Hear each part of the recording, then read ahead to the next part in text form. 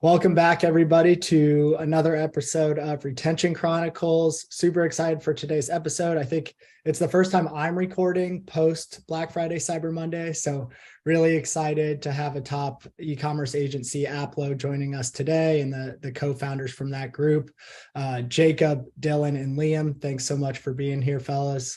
With that, I'll pass it over to you guys for quick intros, and we always like to start with some good personal news. So one or two things that you're excited about in your personal lives along with the intro would be awesome. Awesome. Well, yeah, no, thanks, Noah, for having us on. One of the co-founders of Aplo. My name is Liam. Personal life. We're based in Canada, so it's getting cold. It's getting snowy soon, so I'm looking forward to the winter weather and getting on the ski hill and skating and that sort of thing. So that's kind of the most exciting thing at the moment from a personal standpoint. Just a quick intro there. Yep. Noah, Mariah, thanks again for having us on. So Jacob, one of the co-founders as well, oversee mostly the email SMS side of things at Aplo Group. And just with the holidays coming up, I think it's going to be nice to see some family, go back and, visit my family and friends in Ottawa. So looking forward to that. Yeah, and I'm Dylan, one of the co-founders at Aplo Group as well, oversee our paid ads and growth team as a whole here at Aplo. And I'm actually looking forward to the complete opposite of Liam. I'm looking forward to a ski winter as it comes, going to Barbados in a few weeks. So that's a little personal highlight on my end.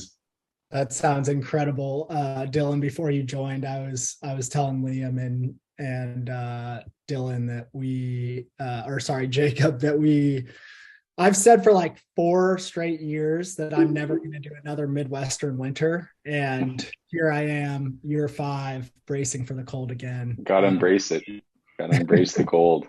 It's probably not as cold as Canada though. So that there is worse. Worse does exist. That's 100% true. And I know that because the first time I ever went to Toronto was like first week of February. And it was quite the shock, to be honest. Yeah. I was not prepared. That's awesome. Yeah, Liam, I love skiing too. We always do a Breckenridge trip to Colorado with a big group of people every winter. And it's always a highlight of the year. Dylan, have you been to Barbados before? I have been to Barbados before, so I know I'm going to love it. Return trip. Yeah, that's awesome. I have not. Yeah. That sounds like a great place to escape the cold. Yeah, it is. It is southern enough so that it does the job well. Love it. Cool. Well, with that, we'll hop in. Love the personal insights. Since we have the 3 co-founders, I think it's only fitting to talk a little bit about the background of Aplo, the founding story, and dive into sort of what the agency looks like today as well. Yeah. So in terms of kind of the background of it, so we all 3 of us originally started contracting for an e-com on the email and SMS side. So one of our first clients of Aplo, we started contracting for him in late 2018, I believe. And essentially throughout the process of kind of getting into the weeds of working with him, hearing obviously other pitches from agencies and kind of understanding how they operate, one thing that we kind of realized was kind of underserved, so to speak, in the agency world. Many agencies in the e-commerce space focus obviously on, single channel metrics and in-platform performance, whether it's on the ad side or email and SMS side specifically. But oftentimes what's overlooked is obviously the impact that, those channels have on the business as a whole. And oftentimes there's so much focus on single channel performance and single channel metrics to the detriment of obviously understanding how that impacts the actual business outcomes that the business is shooting for. So one of kind of the founding focuses, so to speak, or founding principles that we kind of focus on as an agency in the e-commerce space is not only obviously improving in-platform metrics and channel-specific metrics, but more so than that is focusing on the business outcomes that the client we're working with is trying to achieve. So sometimes obviously that's usually a mix of top-line growth or bottom-line growth to a certain degree. And obviously our focus is helping them achieve those outcomes by obviously implementing a cohesive strategy across the board. So right now, our core focuses are acquisition and retention. So everything on the paid ad side, all major social platforms, as well as search platforms, as well as email and SMS on the retention side. So from a high level standpoint, that's kind of a little bit of the founding story. Obviously, as we are contracting for our first client, Legend Bracelet there that I mentioned, That's kind of when we came to this realization about that kind of gap and that area being underserved in the agency world. So that's kind of where we decided, okay, there's obviously kind of room to kind of focus on that as a core principle of how we service. And that's kind of how we started developing our serviceability alongside that. So yeah, from a high level standpoint, that's kind of the background and what we focus on more so. We're a team of 27 at the moment. Most of us are based in Canada. And again, like I mentioned, those are the acquisition and retention side are kind of our core focuses at the moment. But we have some services slotted to be released next year that we're going to branch off into as well. So yeah. Cool. Yeah, I think of all the agencies we've had on, we haven't had anybody sort of talk about how those two core aspects of the business, acquisition and retention, and the different channels that you're sort of leveraging to see results in those different initiatives factor into the larger business goals. So I'm curious if you have like an example of how could somebody take that into practice or think about how to sort of level up from just thinking about those individual metrics to applying them to the broader business goals, because that sounds like it's sort of Aplo's differentiator. Yeah, one thing, like Dylan can also dive into this in more detail too, as he oversees more of the growth team. But one thing that often is overlooked, like many times clients will basically say, if you're hitting this ROAS on acquisition or these metrics on acquisition, just scale to the moon, spend as much as you want on ads and just continue growing. When in reality, oftentimes that breaks the minimum net margin requirement for the business to actually reinvest in inventory and continue scaling healthily.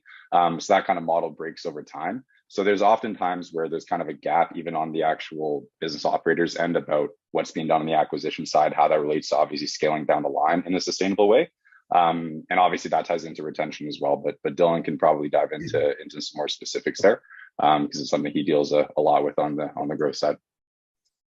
Yeah. So like a super obvious example might be like we have clients asked to test this all the time, and the test basically has never not reached the same outcome. So like, for example, let's say you have a pop-up on a website and you're collecting emails and texts. In theory, if you remove the pop-up, does the conversion rate on the site increase? Sometimes by a little bit if you remove it. It depends if you have an offer, how you're presenting the offer equally in both situations.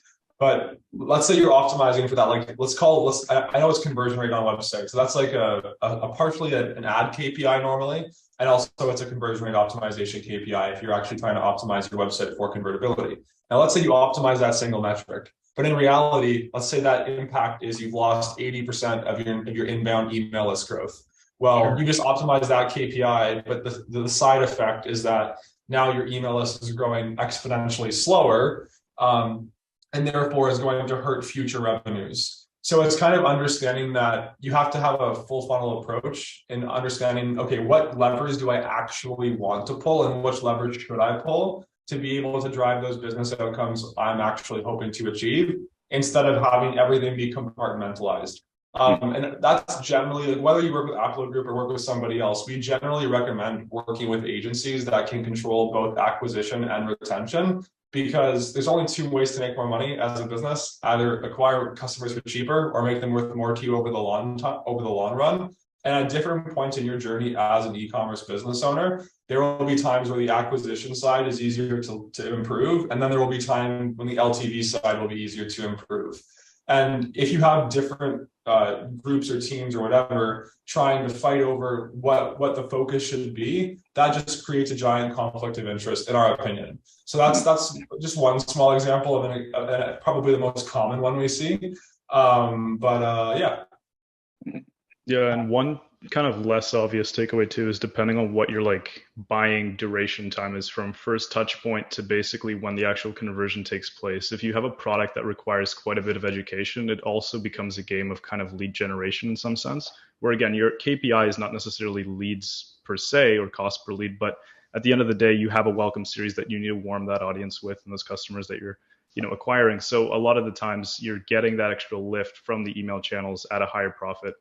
Or better efficiency, you could put it that way.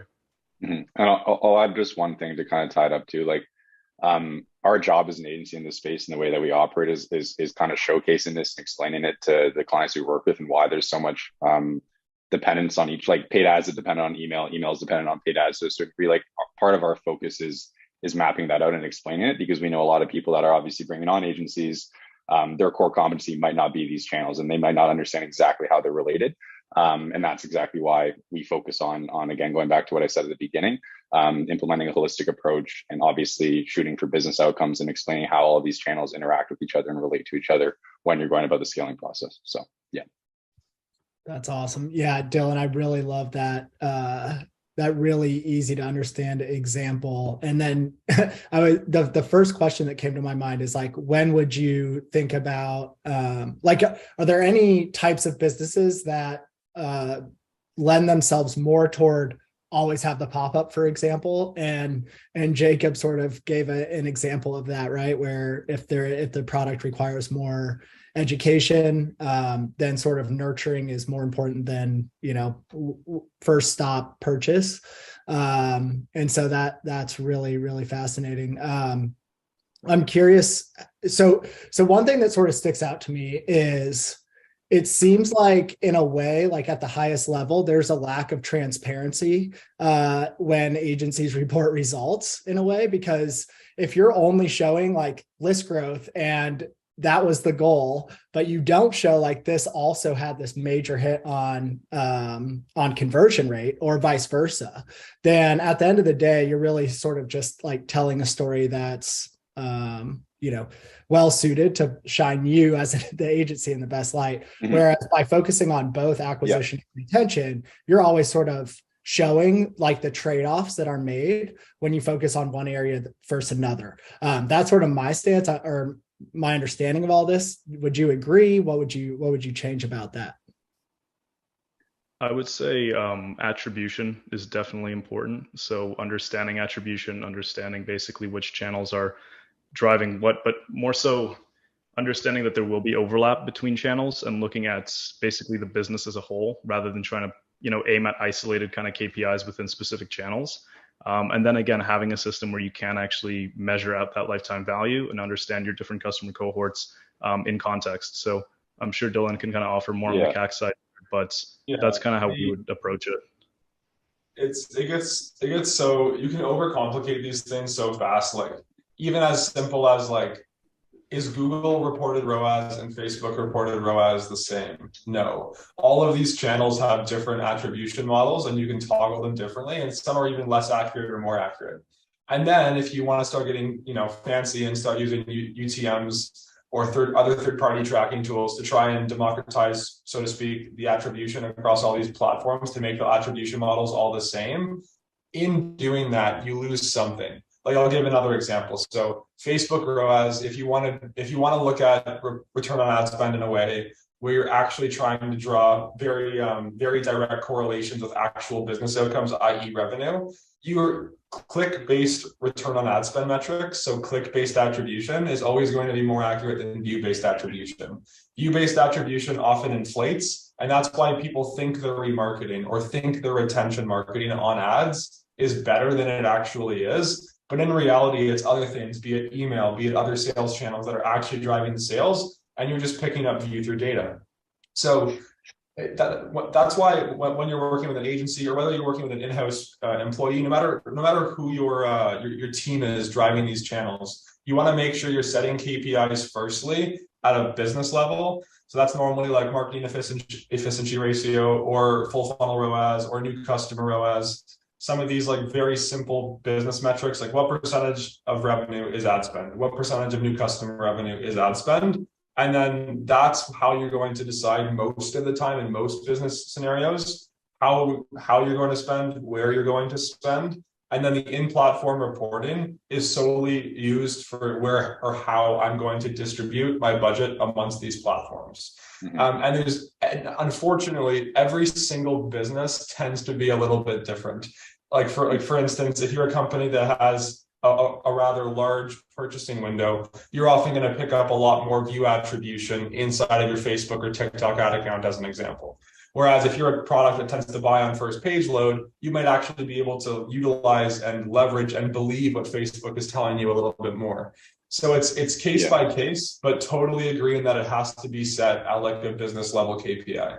Yeah. And one thing to know, like to your point about kind of like agencies reporting on a certain channel and not obviously having cohesion amongst both. Like a good example that we like to give is, let's say you have two separate agencies, one on email, one on ads, and you're monitoring the email agency and basically giving them KPIs on a percentage of overall revenue driven from email. Let's just say it's 30%, whatever it may be. And you're spending, a decent amount of money on ads, and all of a sudden you jack spend up tremendously on the acquisition side over, X period of time. Over X period of time, eventually email revenue as a percentage of overall revenue is going to diminish because you're driving in so many new customers via ads. And then as somebody managing those two agencies, you might look at the email agency and say, hey, what's going on? Why is email revenue down? And if that email agency doesn't understand what's being done on the ad side, they might not actually know. So they might not make up stuff, but they're going to look for ways to kind of answer your question, which might not be entirely true. And the simple reason is because you obviously started spending exponentially more on ads, and obviously vice versa if you drop spend. So everything's correlated to a certain degree, and everything needs to be looked at in that way, because no channel is completely agnostic of the other channel. And in that example, obviously that's paid being the primary driver of new acquisition, but obviously same can go for organic if you have a large influx in organic traffic and things like that as well. So yeah. Yeah, and the inverse is true too, right? If you drop spend, for example, you can look like a genius when 50% of your revenue comes from email, but at the end of the day, you look month over month and your actual total revenue is dropping, right? Because efficiency might be up, but you're acquiring customers much, much slower, or at least new customers. So you're basically then squeezing everything you can from your retention channels and not growing. So it's efficient, it looks good on paper, but it's not actually growth.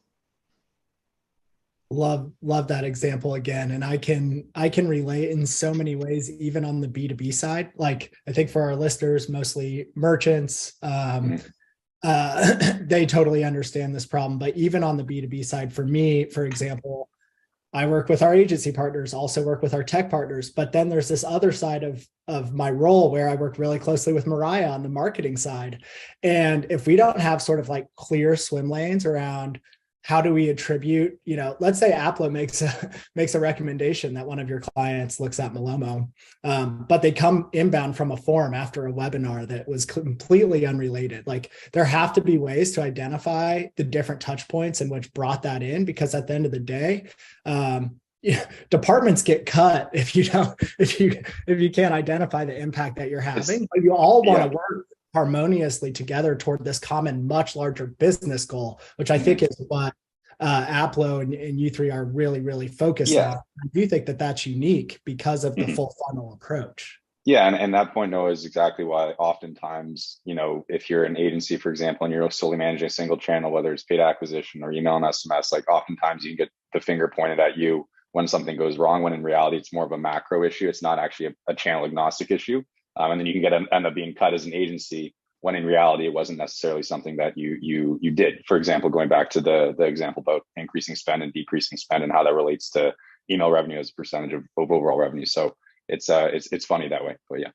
Yeah, and it's also why these conversations are so also important to have within organizations, because at the end of the day, like the entire organization structure across the marketing team, the executive team, like need to be pretty intimately familiar with these different KPIs and how these different channels interact. Because if those conversations aren't taking place, then there's confusion, there's more conflict than there is actual collaboration towards a common effort. Because you're looking at these as competing channels rather than one piece of a pie that's working together, right? As Liam said, the paid side fuels the retention side. The retention side produces and drives the LTV that makes the actual paid side worth it. So it's all interconnected. I have a quick question. I love that you brought up, Jacob, the issues or the potential issues of having different parties involved being confrontational or conflicting rather than working together. So if you find there's certain objectives that a brand can't decipher, that they're like, okay, this is our ranked priorities, top 3, do you guys find yourself in the spot where you're like, okay, this is what we've seen with other use cases, and bringing that to the brand to be like, this is what we think you should prioritize, number 1, number 2, whatever? Do you find that's common at all? I'd say so. I don't know if I wouldn't use the word conflict necessarily. It's definitely always positive conversations, but I would say, there needs to be clarity, I guess, whenever these kind of conversations take place. And the KPIs, to first set the KPIs, there has to be an understanding for why we're setting them the way we are. And oftentimes that's a broader discussion with the business owner or the key stakeholders. Dylan, I don't know if there's anything you want to touch on there from like more of a broad standpoint, but that's kind of how we typically approach those. I think it's also, I think if a lot of merchants are honest with themselves, a lot of the time we don't actually know what they're actually trying to achieve. Like, are some people trying to scale to 500K a month in revenue and maximize for profit? Or are you trying to become an enterprise business and go for 9 figures in revenue, et cetera, et cetera? Because what you do is very different depending on where you're trying to go. And I think that as long as you have an actual end outcome that you're optimizing for, there is usually a good amount of obvious decisions that can be made in that process. So I think to answer that, as long as you actually know what you're trying to achieve, then I think it becomes fairly simple. But it always exists to some degree. Like even some of our merchants that are like multi 8 figures in revenue a year, maybe now they're doing multi 8 figures in D2C land and they're entering the wholesale space. How do you start allocating between wholesale and D2C? Well, that gets even more complicated because whoever makes that end decision has to understand both very, very well.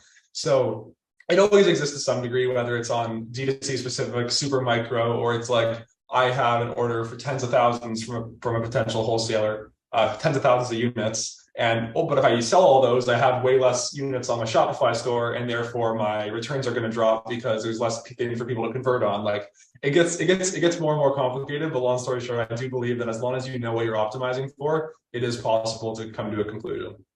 Yeah, super interesting. Thank you.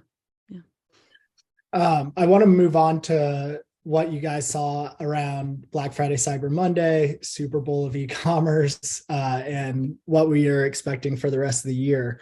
But before that, just for our listeners who might be interested, are there like specific verticals that Aplo tends to focus on or feel that you sort of have carved out a niche, or even like specific business goals that if a business is thinking about going, Dylan, in a couple of your examples from X to Y, that you're typically looking to a lot of strategic guidance to, or is it just e-commerce across? I'd say like we've serviced a lot of clients and do service a lot of clients in the clothing and apparel space, as well as basically what we call replenishable products. Replenishable products being anything in cosmetics, supplements, food and beverage, things that are consumable, whether it's ingestible, topical, consumable, things that you have to come back and buy to continue using. So those are 2 areas that we've had a lot of experience in and do work pretty heavily in.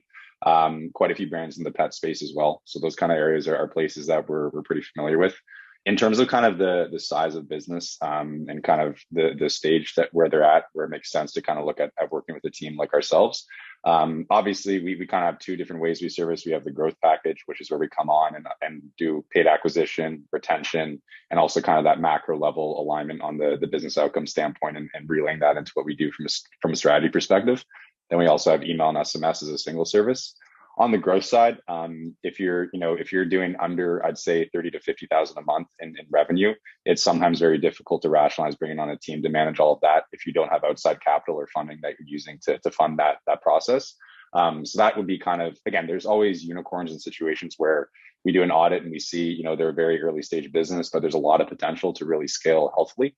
There's always, variations to that and unicorns, so to speak, but that kind of area and range is typically where we say it's not necessarily in the best interest of the business to bring on a team to completely manage everything before you kind of hit that point in revenue, as kind of a rough guideline, I'd say. Yeah, and just on the other side too, like we some of our clients during November were spending upwards of $100,000 a day on ads, doing like multi 7 figures in monthly revenue. So we have a really big scope in terms of like the size of businesses we work with. Like Liam said, you go from like multi 8 figures in annual revenue all the way down to, just starting out 40, 50K a month in sales and trying to become a 7-figure a year business. So it does vary. And we're like the niche of the e-commerce store doesn't really matter too much to us. But I do think that people like to work with agencies who have worked in similar niches. And to Liam's point, like you said, clothing and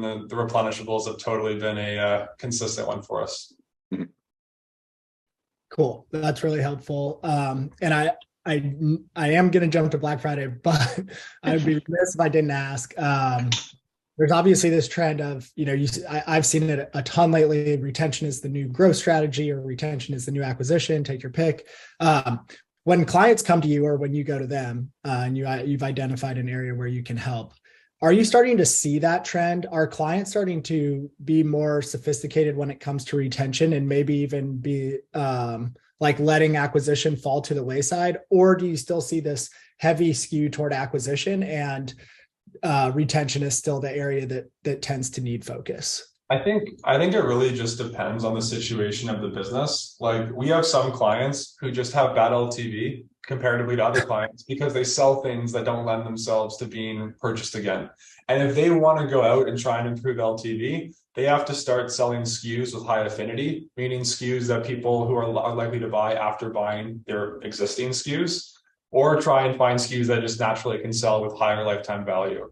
But in some cases, it absolutely can be a lever for growth. And this is another example of getting like KPIs run and such. But one of the most common mistakes we'll see made is let's say a brand is doing $5 million a year in sales. A few years ago, they were doing $2 million a year in sales, and they still have the exact same new customer ROAS KPI they had 2 or 3 years ago. And maybe that's okay. But if you're a brand that's amassed a really active customer base, you may be able to financially look at your business and say, okay, the economics of my business is telling me that I have this LTV now. I have years of data. It's quite good. Maybe I'm willing to budge a little bit on this super strict acquisition target, because to some degree, while not always true, generally as you spend more money, your cost of acquisition go up. That normally occurs to some degree. How fast and how much depends on what you're selling, where you're selling, et cetera. But in certain cases, absolutely, brands are starting more looking at that data, not to necessarily throw acquisition to the wayside, but more so to look at acquisition differently and maybe come to a conclusion that you can stomach less favorable acquisition costs. Yes. I think a good way to put it too, like to Dylan's point, is you need to look at acquisition as what it really is, acquisition. Like, it's an acquisition vehicle. You don't want to look at it as like, oh, this is my focus to drive profit is acquisition. Like, that's what retention is there for, to support acquisition. And sometimes people will look at acquisition as a profit driver. While it can be for some businesses, for most businesses, there's not going to be a significant margin on the acquisition side. So it really needs to be looked at as the acquisition vessel, and retention as the profit vehicle for sure. Yeah, and in the business owner's shoes, it also just depends what your cash requirements are, what your financial requirements are as well. Like, how quickly, or I guess how much time can you stomach, for example, to actually realize that LTV post acquisition? That's another metric that often gets overlooked, because we can all sit here and say, 12-month LTV looks fantastic, but if you need the cash back in 60 days or 90 days, well, then that's problematic, right? And that's going to dictate what you can actually, how hard you can push on the paid side.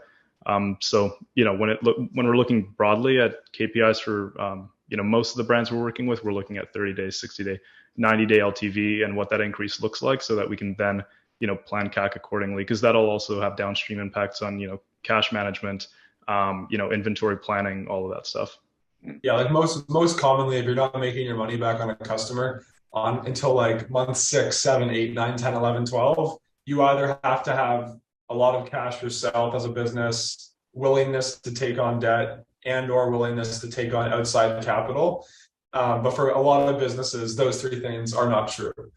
So like Jacob said, really narrowing down that payback window to 30, 60, 90 days. Normally that's a window that is a little bit more manageable, because that also just directly correlates with how fast you can scale. Because one of the things that gets overlooked most commonly is like, what net margin at different amounts of month-over-month growth rate does a brand actually need to continue financing that growth rate? And if you're waiting 3 to 4 months after acquiring a customer just to make any money back, in that situation, you're not really having much net margin at all until maybe month 7, 8, or 9, or arbitrary examples, right? So it's retention is hugely important, and I think it's been overlooked by a lot of brands for a little bit too long now. But at the end of the day, it's easy to look at the data sometimes and just be like, oh, I'll recoup my investment in 6, 7 months. But in that process, you sometimes forget that you actually do need that cash to reinvest into growth sooner than that. Yeah, we like to say that, there really is no point in acquiring a customer if you don't have a plan to get them to buy again. So 100%. 100%. Yeah. the only thing more important than the first purchase is the second. And, like ads don't work without retention supporting it and profit supporting it. So 100%. 100%. And I think that the example that you guys just gave really clearly shows like the value in having an agency or, you know, an internal department that is coordinating across both of those efforts, because without that, I can see how confliction can occur. Let's move on to Black Friday.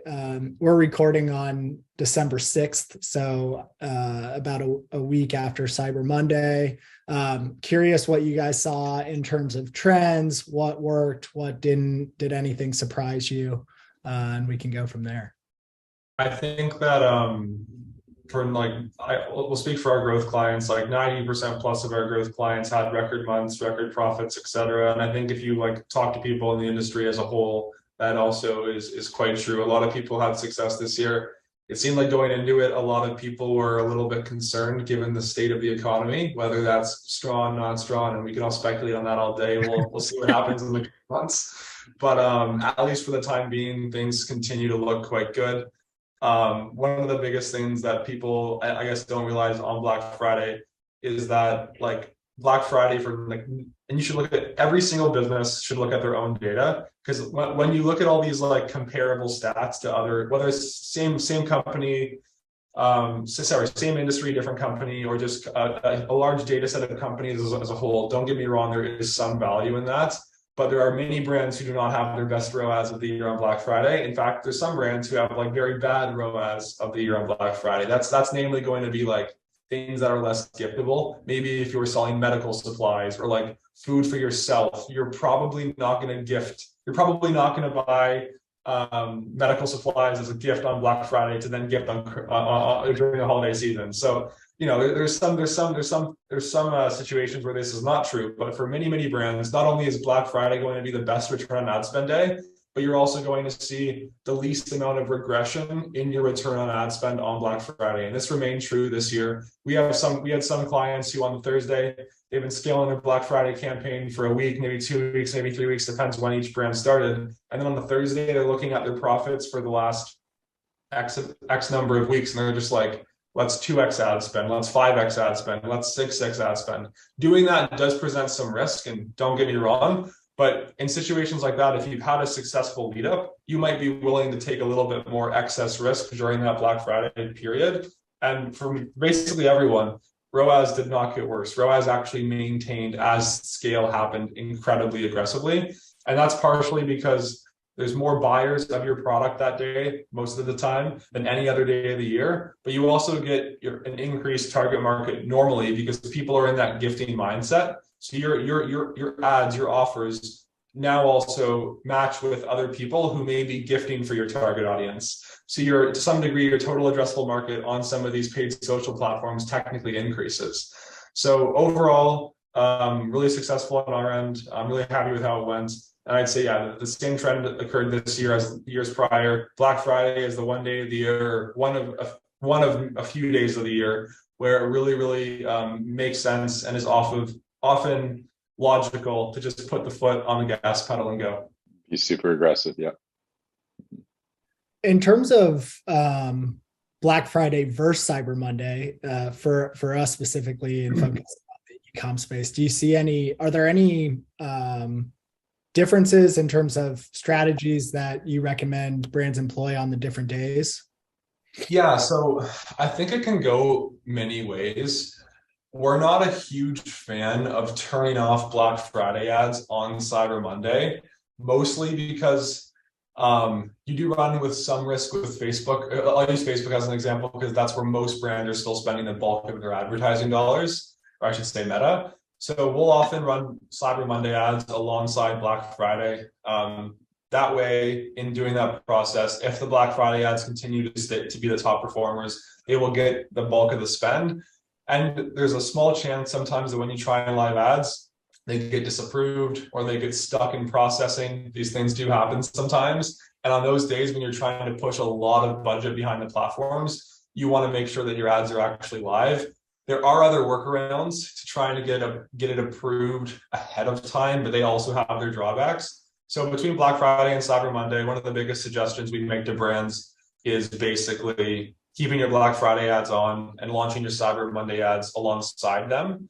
And then also on email and SMS specifically, depending on how long your sale has been, as well as what your offer has been, it sometimes makes sense to start trying to throw in a few different offers on Cyber Monday / Cyber Week, just to keep your email list engaged. Because let's say you're running a very simple offer that's the 2 weeks leading up to Black Friday, call it 30% off.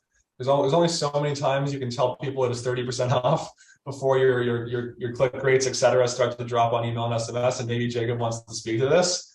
But we normally suggest keeping the same offer live on the paid acquisition side for more safety in how you're scaling spend. But again, it's brand to brand dependent as always. But really suggest consistency on the ad side. And then Jacob, will pass it off to you for any comments on the email and SMS side for approaching Cyber Monday. Yeah, I think it also, to Dylan's point, depends like how long you've been running it to begin with, right? If you started at the beginning of November and you've been running it the whole month, like that owned audience is going to get a little bit tired of seeing that same offer over and over potentially. And it depends how you're segmenting, how often you're sending. But generally speaking, it is good to have some sort of mix in there where it's either new product features, new collections, highlighting fall, just speaking from like a fashion apparel brand. But, on the consumable side, maybe you're doing bundles, maybe you're doing some sort of holiday highlights, maybe you're taking a gifting angle. You're still highlighting your hero offer. It's still the same message. You're still trying to drive people back to maybe the same PDPs or the same like collections pages, et cetera. But at the end of the day, you just want to make sure that that content's still engaging and that you're actually, spicing it up a little bit. So it's not just the same creative over and over to that same audience. You're also acquiring customers along the way. So there's new subscribers that are joining through the pop-up in the funnel there. So having some sort of strategy that's adjusted, whether it be, updating your recovery flows, like abandoned cart, browse abandonment, even, making sure your welcome series is tailored to the offer you're running. That's something that we've seen work really well with our brands, just because, again, making sure the offer is consistent from first touch point on ads to pop-up to what they're being presented, all the way across the funnel has been huge. So that consistency does create a lot of trust. It does definitely improve the metrics when it comes to what those customers are being shown.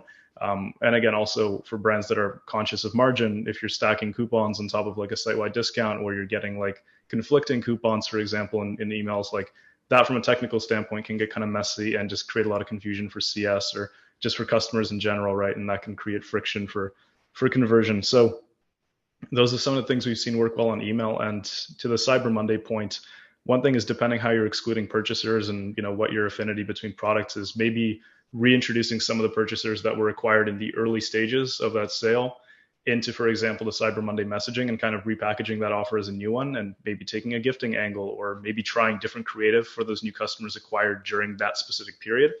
Could be a good way to, again, get that second purchase faster than you normally would, because you have a really strong offer that you're running to a fairly high intent purchaser base, one that's probably still excited about the fact that they just ordered or they just received their product. So again, trying to leverage those timeframes and post purchase to really drive LTV during this time of year would be the recommendations. And then also for brands running like loyalty programs, give get offers, referral stuff. That's another great way to drive new customers through these retention funnels.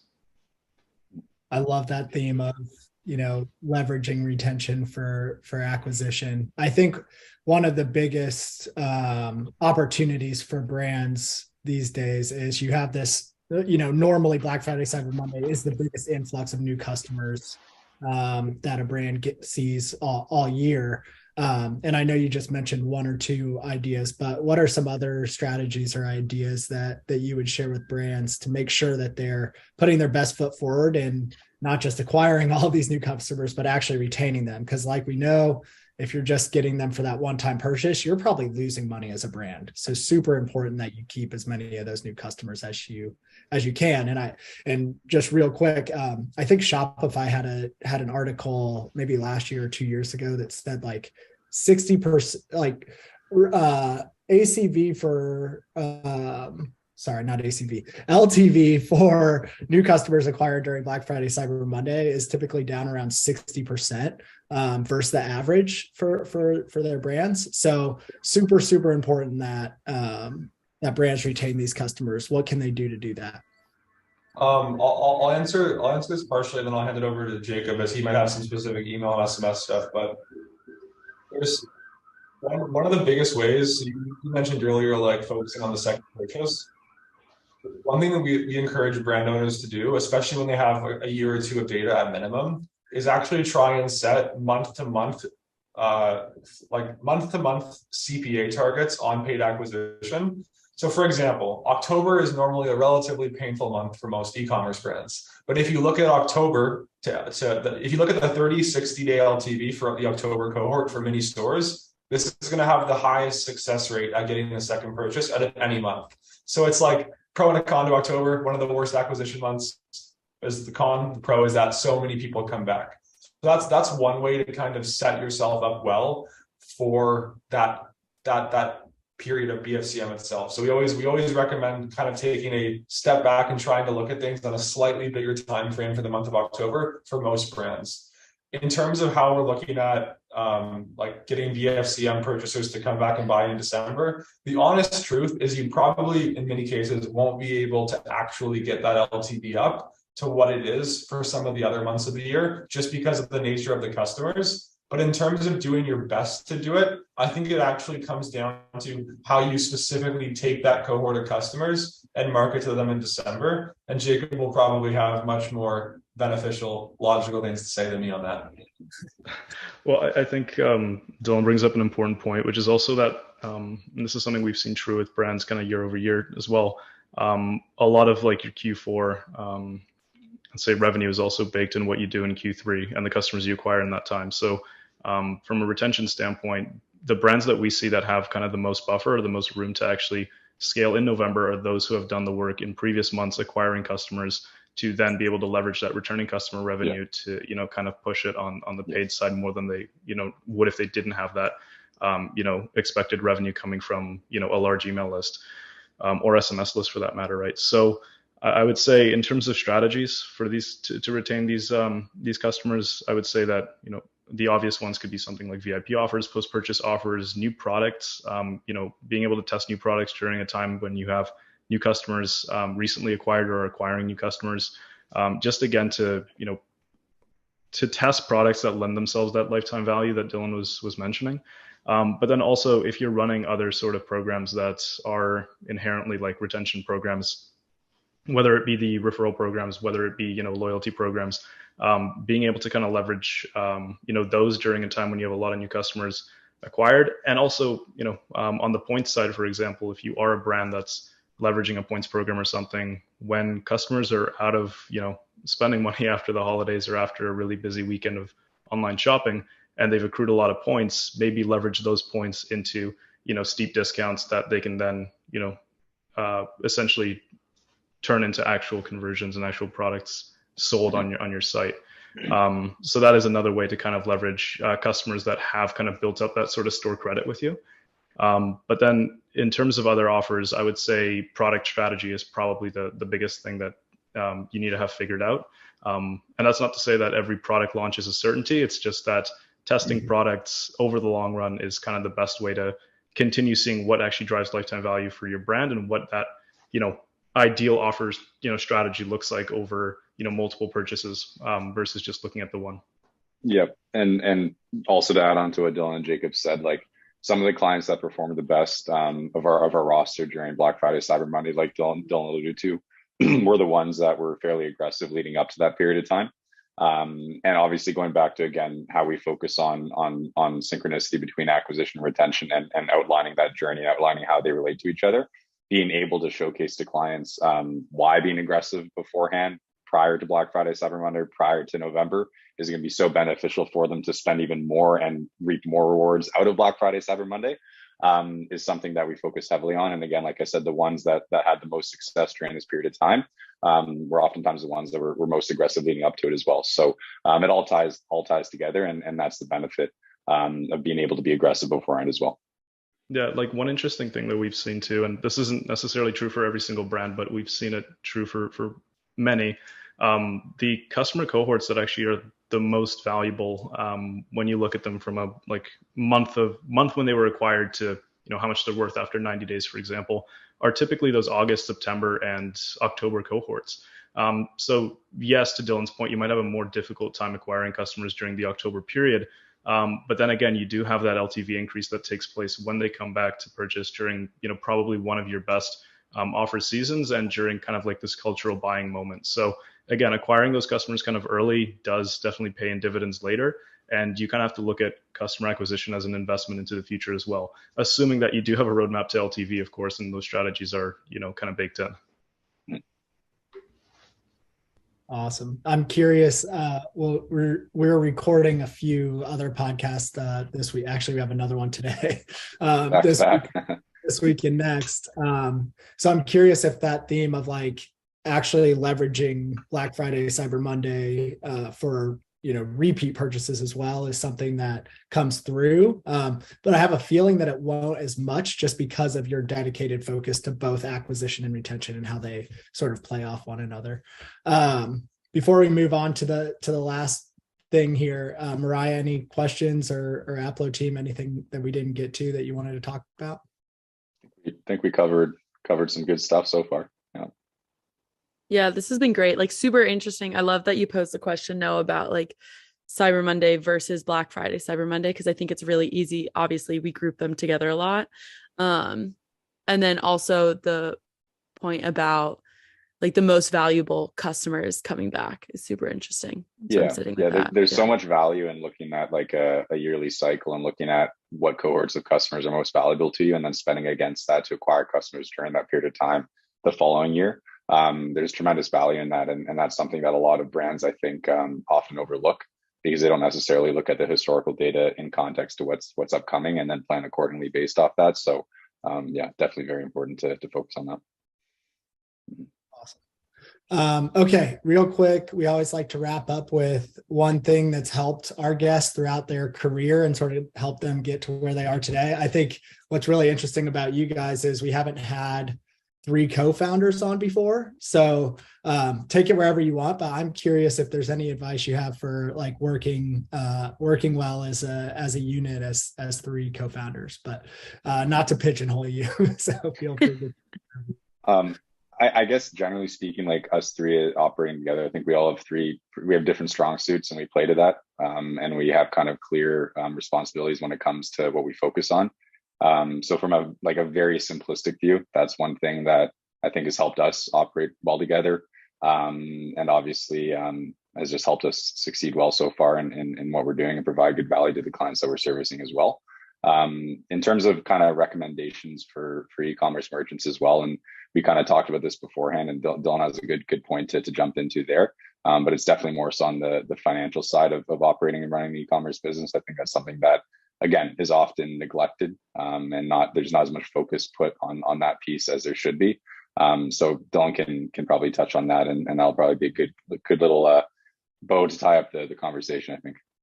Yeah, I'd say one of the biggest for most of the clients we've worked with who have had like outsized returns on their eventual business outcome they're optimizing for, mainly meaning growth. They learn very quickly that they have to execute really well on understanding like basic economics of their business.